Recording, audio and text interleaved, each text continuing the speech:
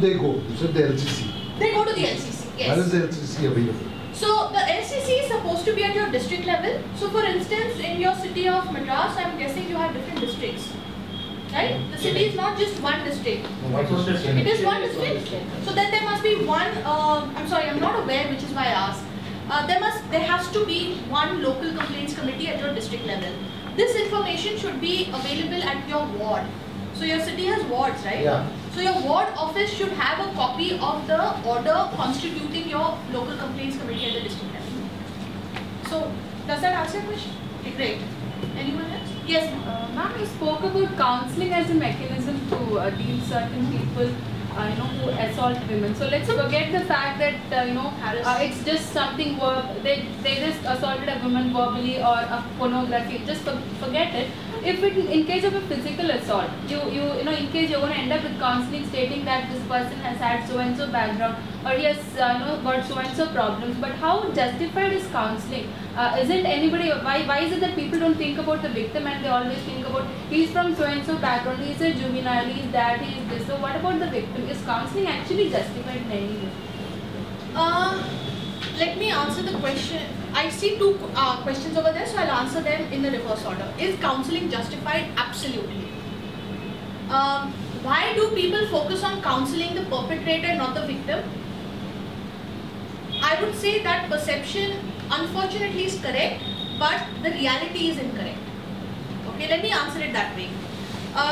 When I say that the ICC has the power to decide punishment, it is not an either-or power. We have actually had orders where we've asked the perpetrator who was found guilty to first apologize, then his pay was deducted, which was given to the agreed woman. Then she was provided for medical counseling and medical assistance at the expense of the employer, and then he was taken away from service and also he was put into counseling. So when we say that counseling plays a role, there could be situations where all you need is an apology and counseling. There could be situations where the person loses his job but still has to undergo counseling. Because at the end of the day, please try and understand, this is a behavioral issue, right? Let's try and understand, I'm going to digress a little bit, just a few more minutes of your patience. I work with investigations, I have also worked with heinous crimes. My master's, as he said, as Mr. Shashikant said, is with international criminal law. One of the things that you realize when you work in heinous crimes, especially sexual violence, is that it is not about sex, it is about power. Rape, sexual assault, sexual harassment, these are not about sex at all, these are all about power. You have something, I want it, you will not give it to me, I will take it. That is the summation of sexual violence. Whether it is rape, whether it is domestic violence, whether it is anything else, okay? So it is literally a behavioral issue. It is a mindset issue. Now there are situations where the person with the right counseling does actually change. I'm not saying that is the case with everyone. I'm sorry, but the reality is there are people who just can't speak. But we are trained to try. So to answer your question, does counseling make sense? Yes, it does. Does it make sense in every situation? No. Which is why again you need to have a very well trained ICC to know where is it appropriate, where is it not appropriate. Okay? Yes sir, you had it. I'll come back to both of you. Yes. Supplementing Parasuraman, the burden of proof of an accused on false complaint is very hard and there cannot be any evidences in such cases. Okay. What to do? Okay, so very interesting question actually you've asked, sir. It's about very often a lot of sexual harassment complaints are about he said, she said. He did this to me, but there was nobody else. I'm only on the accused. Yeah, I'm just coming back to that. So the reason I'm giving it a little bit of context is because this is what happened. Both of you, one man, one woman in a meeting room, he says something, it's very offensive, she comes out, she complains of sexual harassment. What proof do you have? It's not written, it's not videographed, there are no cameras, there's nothing. How do you prove, right? It becomes a he said, she said issue. The same applies to false complaints. How do you come to literally boiling down, did it happen, did it not happen? What is the probability? I'm just going to give you a quick idea of how ICCs work on that. No, I had an experience. If you would allow me, I will tell. Yeah, sure, please. Do we have 2 minutes? We have more than 2 minutes. Okay, great. This session is to share knowledge, so please, let's not be bound by time. Please go ahead. Great. Yes, sir. No, what has happened is, let me stand and tell you. Yes, sir. Ramanathan, principal of Versatile Business School. Oh, okay. We had a worker, domestic worker, servant maid. And the servant maid has stolen my silver lamp, which was given on my marriage. And it is actually happened. The case is there, file number is there, everything is there.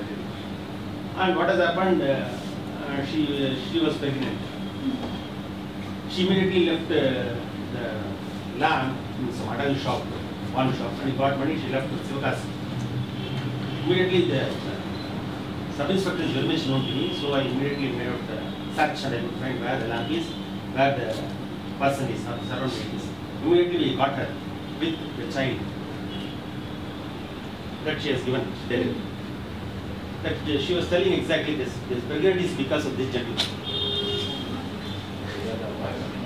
I cannot able to do it. See why I ask this question is I am humiliated by the words, but sub-inspector is very much known to me in the society and the state. Therefore, they made it as a false. But I cannot able to make any proof. She got a delivery. She got a child. Sir, you can have a DNA test. That is subsequently later. But the fact remains that once you find, No, this is a real story. true, but it's quite an extreme example, unfortunately. And yes, it is actually quite traumatic for the person at the receiving end. In other scenarios, we would recommend defamation, paternity tests, all of that. Maybe a little too harsh given What a the... defamation is servant maid. What else? No, but defamation in the sense, the person who suffers from defamation, right? Yeah. But having said that, coming back to a question of how do you establish what actually happened. When we do training sessions, so I am actually a trainer, I train ICC members as well. When we do training sessions, this is the first question that's asked. Madam, what do we do if there's no proof? What do? You first pay attention to the behavior. One thing that we don't do actively, but we do subconsciously all the time, we people watch. Everybody has mannerisms, everybody has little quirks, everybody has a certain way of speaking, behavior. When we undergo a traumatic incident, when we undergo some change in our normal environment, our behavior changes. You will notice that somebody, if a woman has been subjected to a certain kind of harassment, she will avoid being around that person. If it's a part of the team, she will avoid going out for team dinners, team lunches. If it's a senior, she will not want to report to that person. You notice these changes in behavior. What can you establish? You may not be able to establish that certain particular sexual harassment occurred, but you can certainly establish that something happened, right? See, again, remember, an ICC is not a criminal court. It is not, beyond reasonable doubt. Guilt doesn't have to be proved beyond reasonable doubt. What you need to be able to establish is, did something happen? Yes. Was it sufficiently disturbing to affect the woman? Yes. And then the rest of the process follows. So the same rules apply to a false complaint as well. Now in this particular case, maybe after the session we can have a conversation. I'm happy to, give you another legal opinion on that. But yes, there were other questions. Yeah. So about the conciliation portion, yes. Section 10. Yes. So what is the role of conciliation in these matters? Very interesting question. Obviously you've read the law and you're aware of it. Perfect. So another part of this law is that it enables conciliation in certain areas. What it does is, only a woman who has filed a complaint can ask for conciliation. So A, it is not mandated.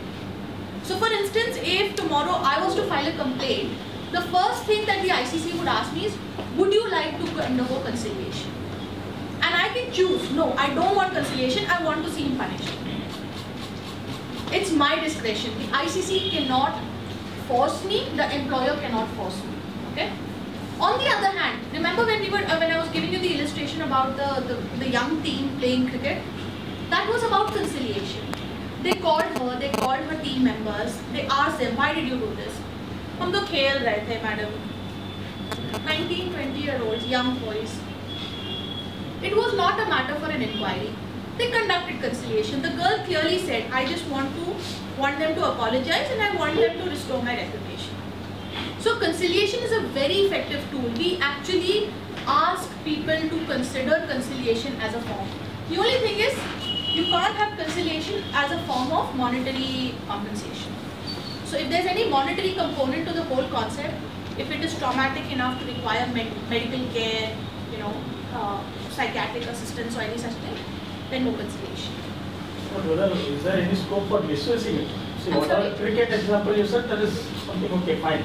But for certain heinous offences also, whether this can be used as a cover or something like that and say like no, this all conciliation process is over, even for much serious offence. So interestingly, even if a case is closed through conciliation, so for instance a woman complains and the respondent is brought and they start an inquiry, but the ICC asks her, would you like to reconcile? And she says okay. And there's a conciliation process, they both speak to each other, he apologizes, she accepts the apology. It's actually written down, it has to be a report. The ICC has to file a report of the conciliation. And that report will have very, very clear terms of conciliation.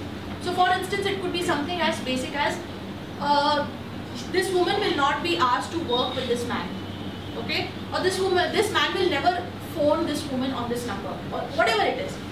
The minute he breaks the rules of that conciliation, the minute he does not comply with the terms of the conciliation, she can actually file an appeal against it, or she can file a report against it. So there is a legal mechanism to go to the next step if the conciliation doesn't come through. Okay? Yes.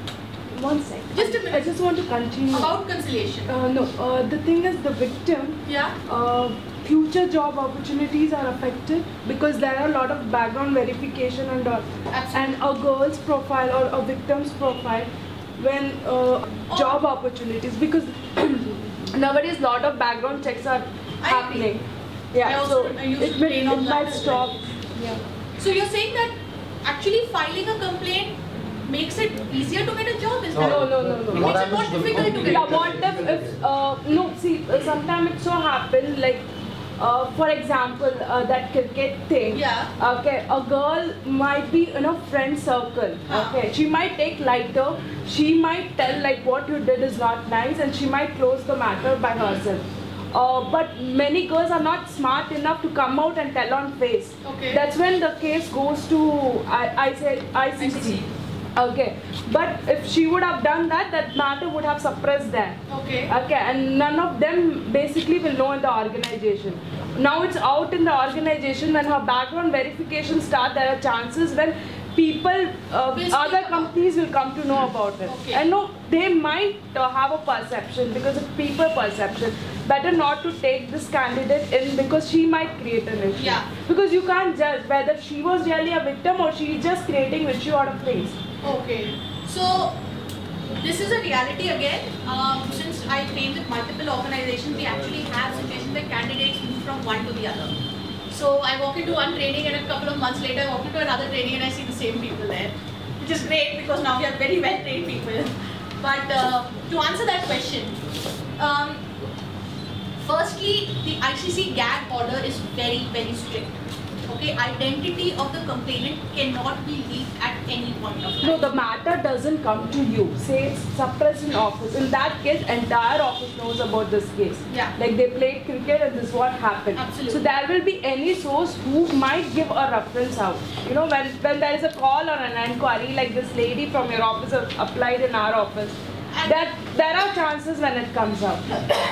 So in that situation, we rely upon everybody to be mature enough not to speak about it. But more importantly, that is where training comes into the picture, which is why it's very, very important. Especially for background checks, because there's a very interesting question that you've raised in HR background checks that when we train on. I also train on how to conduct a good due diligence. It's a part of a legal service that we do. What the question that you are permitted to ask as a prospective employer is, has there been a case of sexual harassment filed by this person or against this person? Okay? And the only answer that you are allowed to accept is yes or no. if there is a sexual harassment case filed against the person and there is a termination letter, that termination letter has to very clearly state there was a case of sexual harassment filed against this person. The outcome, the recommendation of the ICC was termination from service, based on which service has been terminated, full stop. Details of what happened are not to be released by the ICC, which means even the employer and in most situations does not know. Okay? And if the employer knows, the employer cannot transmit that information to another person because of the confidentiality requirement of the victim.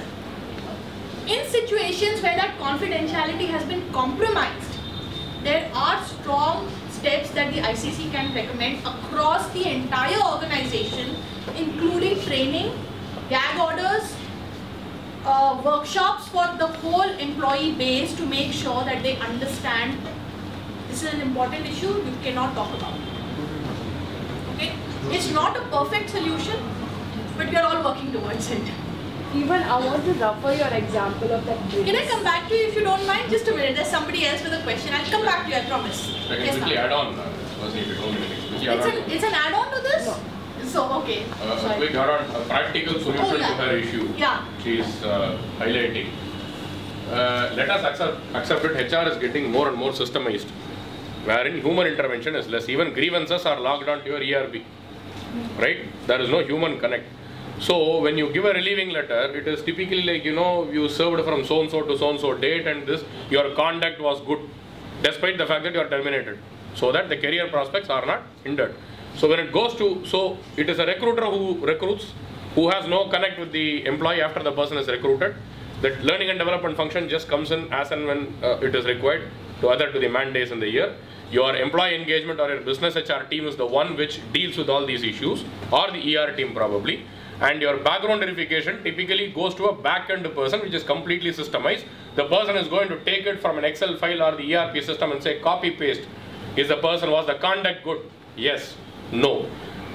So for all practical purposes, the incumbent who is going to respond to the query raised by the hiring company will not even have an iota of awareness as to what exactly happened. The peril or the advantage of systemization of HR, the way you look at it. Sorry, please. Thank you so much. That is actually what he says, the positives, which gives anonymity.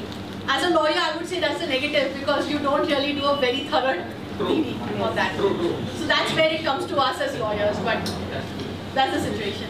Yes, ma'am. Does it apply to contract employees as well? Suppose I have a set of contract employees. Yeah.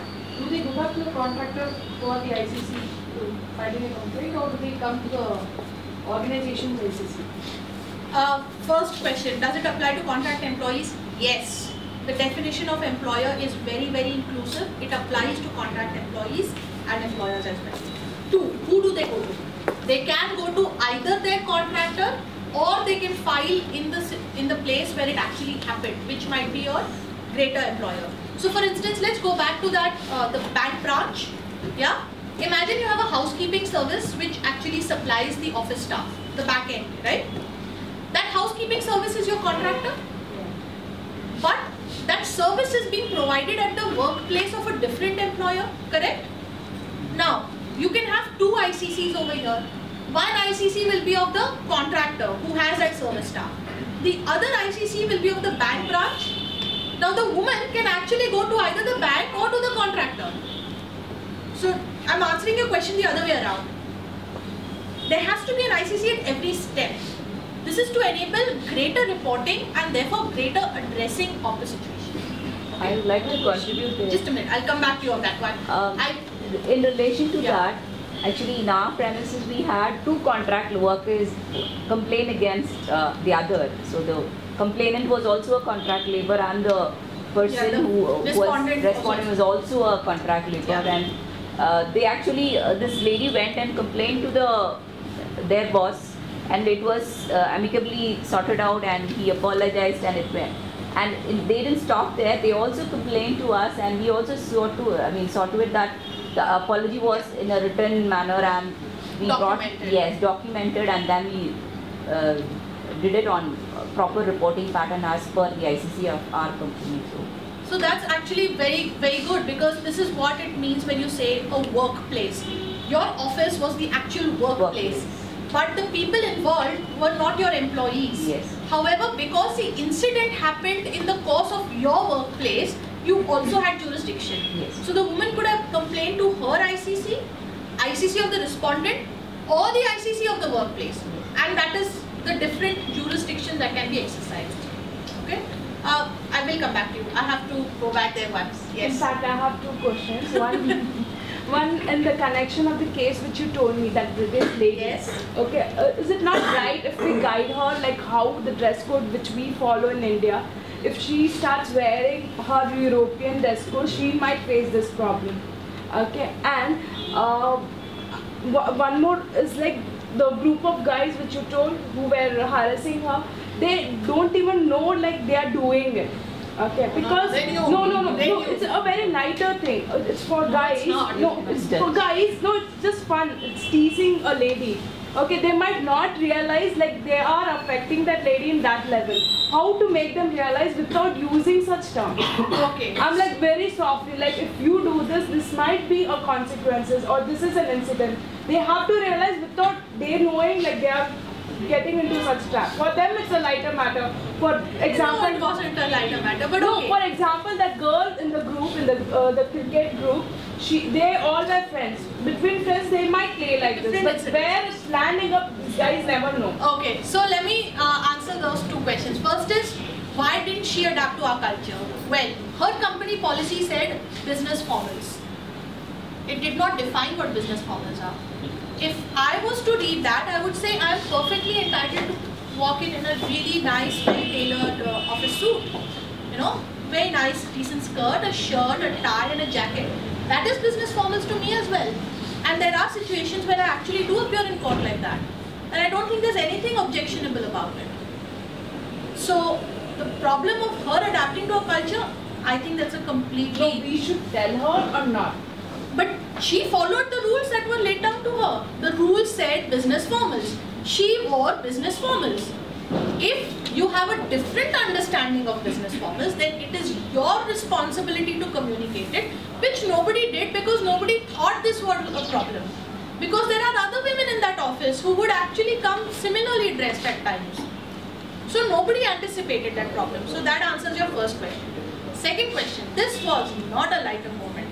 This was very clearly sexual harassment, right? Their intention was very apparent, it was obvious, and it was not just the first time. It happened 3-4 days repetitively. First it was 2 boys, next time it was 3, next time it was 5. Okay? And how do you tell them like what you're doing is wrong without using harsh movements around? No, what happened was, it was a proper inquiry that was conducted. We sat, we had her complain, we had them appear, we asked them, did you do this? They said yes, we did. Why? Hum to bas aise. Yeah, see, that's so that is a change in mentality. This is unfortunately a socio-economic reality. For them, it is their first job, they're coming into a very plush office, you know. They've not really interacted with women like that. And was it wrong and completely uncalled for? Yes. Were they aware of it? Yes. So they were punished for it, but they also underwent counseling so that it doesn't happen again. But there are times when we say, okay, you might be a little too sensitive, so we might need to have you have a conversation, but this was not a situation of the conversation. This was certainly out and out harassment. Because you don't behave like that even with an Indian woman. You don't. It's got nothing to do with culture. No, but when you are put into a situation where you sense that something gonna happen wrong with this country differently, and her complaint may not be given due weight. How do you handle that? So this is a classic case of a change in an attitude across your organization. This is the sort of situation that we try to avoid by having training before situations occur. Okay? Which is why you need awareness, which is why you need people talking about it, understanding, having your seminars, your workshops, your online training. classic case of what do you do if even after a report and a case is carried out, she continues to face, file a second one. You can file an appeal, you can say that it was inadequate, okay, whatever reasons, there are legal remedies for it. If harassment continues and that is based on the report of your ICC, it can also amount to retaliation. I'm not sure how many of you are aware of the concept of retaliation and whistleblowing. When I use the word whistleblowing, have you heard of it? Yes. Whistleblowing is usually associated with public sector corruption, right? But whistleblowing as a concept can apply to across different problems, not just corruption. So also against harassment. So it could be an organizational issue. It could be an attitude that comes top down throughout the organization. That's where you need not only legal intervention, but you also need behavioral soft skills. You know, you need people to come in and talk to your employees about changing an entire attitude system over there. Do we have time for one more? Last question. Okay. Yes, sir. So who is the authority under this act and whom we have to file the reports? Excellent question. Who is the authority under the Act to file the report is the district officer and then the state government. So every employer who needs to file an annual report has to file an annual report with the district officer, which then goes directly to the state government. You mean district officer is collector? It could be different. It has to be the district officer for this law has to be designated by the state government. So it could be anybody from a certain category of. Somebody gets up at 4 o'clock, maybe even earlier than that, takes a flight at 6 a.m. at Bangalore, at an airport which the government chose to keep 46 kilometers away from the city. Yeah. The only solace for her would have been that Bangalore would not have had chaotic traffic right there in that time of dawn, and then come early and in fact be the first occupant of this hall before all of you could actually come in, before even I could come in. In fact, I'm actually suffering from cold and I'm not keeping well, but I think you not just made it more interesting than me, you also made it inspirational. Kudos to you. I think you must appreciate it. The intent is as much appreciated as the effort, so thank you very much. And good, so too many questions coming in. So I just noticed that we are in sync with one statistic that we are very proud of, which not other forums in Chennai, not other fora in this part of the country can claim. We can do that with a sense of pride. Sorry? We start? Yeah. The statistic number one is we start with a half crowd and we finish with a standing crowd. Maybe that's what they call as a standing ovation, I don't know. But we typically end up with no seats for the last row or the latecomers. The second thing is that we attempt to start on time as much as possible, but we shamelessly end beyond the stipulated time. But those are two statistics which are getting a little stale. I thought I'll probably repackage it. If a session can have 42% of its total time devoted to Q&A, I think we've had a fantastic session. That's the way I would like to put it.